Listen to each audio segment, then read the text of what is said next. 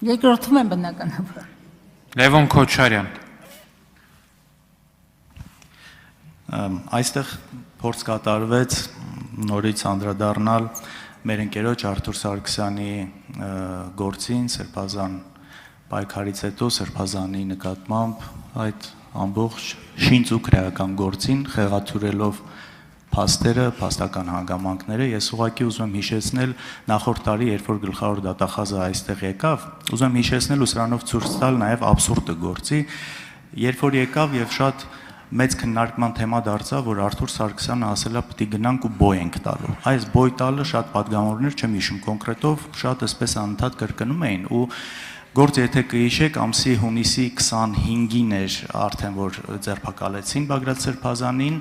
ու այդ դրվագը կոնկրետ վերաբերում էր մի ցույցի, որը պետք է լիներ հունիսի 20-ին, որը չի եղել։ Այսինքն այդ մի բանը, որ խոսացվել է, բայց արդեն հետո, երբ որ այդ սաղ process-ները եղել է, դա պարզվել է, որ չի եղել։ Իրանք ցույց չեն արել, բնականաբար ոչ էլ բոյ են տվել ու բոլորս էլ հասկանում ենք բոյ տալը ինչ կոնտեքստում է ասվում, դա բառացի չի։ Բայց այսպես պրիմիտիվ ձևով մարդկանց մոլորեցնելու համար այս ամեն ինչը օգտագործվել է։ Հիմա ասում եմ, փաստացի դա արդեն չէր եղել այդ գործողությունը։ Նույն ձև շատ են ձայնագրություններ, որ այստեղ մեջ բերվում է, հետո շարունակությունը ինչ որ ձայնագրություններ կա, որտեղ հենց իրենք խոսացողները դա հերքում են, որովհետև տարբեր առաջարկներ կարող են լինեն, տարբեր մոտեցումներ կարող են լինել։ Հետո երբ որ դա հերկվում է, այսա չեն դնում, այսա է մանիպուլացիան, երբ որ իրանց ուզած կտորն են դնում, իսկ մյուս շարունակությունը, որ դա հերկվում է, չի դրվում ու սրա վրա հղում անելով անընդհատ խախտվում է անմեղության կանխավարկածը։ Այս մասով ինչպես եք տեսնում Տիկին Գալստյան, այս անմեղության կանխավարկածը քաղաքական նպատակներով օգտագործելու համար անընդհատ խախտում է։ Պարոն Քոչարյան, ձեր բոլոր հաստատումները կիսում են եւ դրանք մեր մտահոգություններն են եւ ինչպես նկատեցիք իմ ելույթում այսպես սահմանադրական եւ սահմանադրության մեջ ամրագրված քաղաքական իրավունքներին էի փորձում անդրադառնալ եւ հատկապես այսօր Հայաստանում անմեղության կանխավարկածի, այսպես ասած, անխնա ոտնատակ տալու հանգամանքով։ Դուք նույնիսկ այս անցնող ժամանակաշրջանում անմեղության կանխավարկածի, այսպես շատ թեթև իրավական մի քանի օրինակներ ասեցիք, բայց դրանք տասնյակներով են։ Եվ ամենացավալին ինձ համար նաև նա է եղել, որ քաղաքական պատասխանատվություն ունեցող խոսքի կշիռը բնականորեն գիտակցող մարդիկ, որոնք ազգային ժողովի падգամավորներ են, հնչեցրել են այս կարևոր ամբիոնից։ Եվ արդյունքում, գիտեք, ես սրա անունը կդնեի հանրության թունավորել, հրեշայնացնել մարդկանց,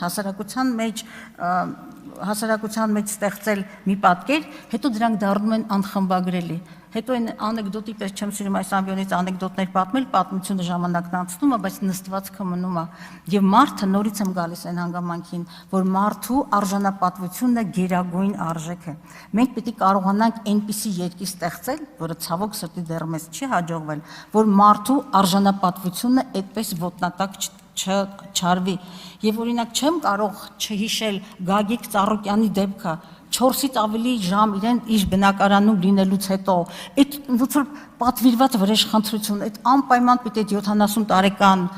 ծավալուն մարդուն պիտի գետին գցեի, պատկերստանայիք, որ ինչ, նույնը վերաբերում է շատ շատերին, չի կարելի այդպես ոտնատակ տանել մարդու արժանապատվությունը, հետո զարմանալ կամ հանձնաժողովներ ստեղծել Հայաստանում բռնության վերացման, երեխաների իրավունքների եւ այլն։ Մեր հասարակությանը մենք նաեւ հիվանդացրել ենք, նաեւ հենց այս պատճառով, որ օրենքներ, իրավունքներ, որոնք ամրագրված են սահմանադրության մեջ եւ այլուր, մնացել են թղթի վրա։ Դե ֆակտո եւ դե յուրե իրականությունների խզումը պետք է մոտեցնել։ Եվ այսօր, գիտեք, քիչ առաջ էլ պարոն Ալեքսանյան,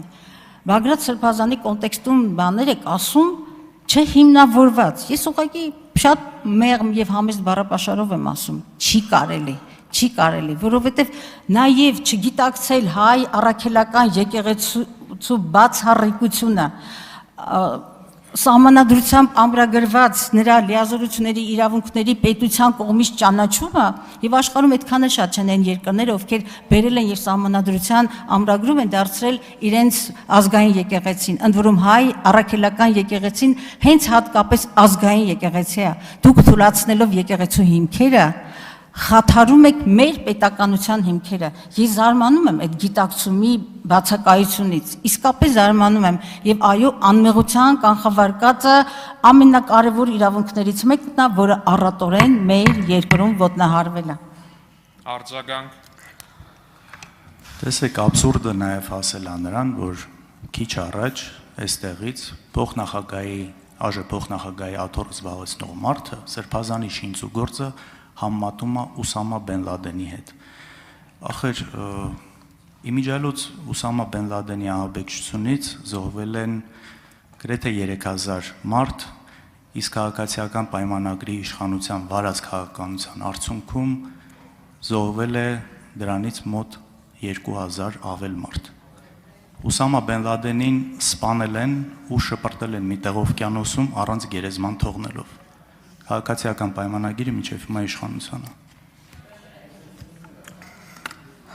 Շատ ցավալի արձանագրում, պարոն Քոչարյան, ես ավելացնելու բան չունեմ, դրանք փաստեր են, որոնց չեմ կարող առարկել։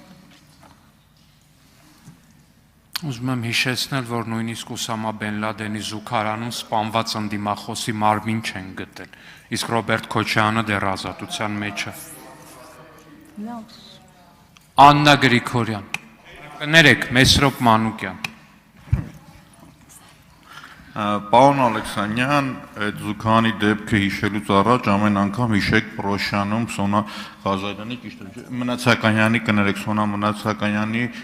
դեպքը։ Երբ որ երկրի ղեկավարը տեսնում է, որ կինը ընկած է գետնի եւ նույնիսկ բուժօգնություն չեն ցուցաբերում, երբ որ այդ շարասյան մեջ լինում է բժիշկ եւ բժիշկը չի կանգնում, որ առաջի բուժօգնությունը ցույց տա։ Անկեղծ ես հարց չունեմ տալու, բայց կուզենայի տիկին Թագուհի Ղազարյանին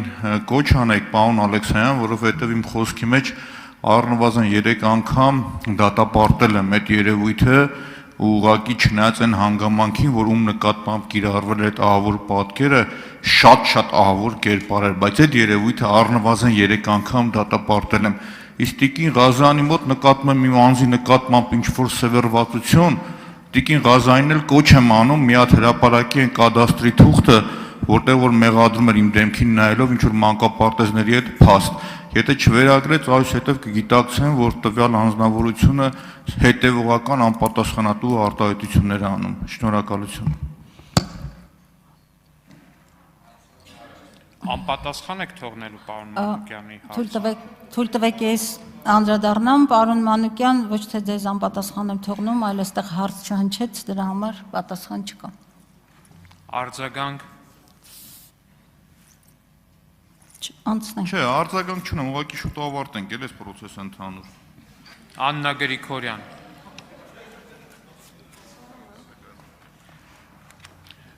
Տիկին Գալստյան, կարող եք զբաղեցնել ձեր տեղը, հարցերն ավարտվեց։ Շնորհակալություն հարցերի համար։ Հարգելի գործընկերներ, ելույթների համար արդեն իսկ գրանցվել են գործընկերները։ Առաջինը Գեգամ Մանուկյան, համեցեք պարոն Մանուկյան։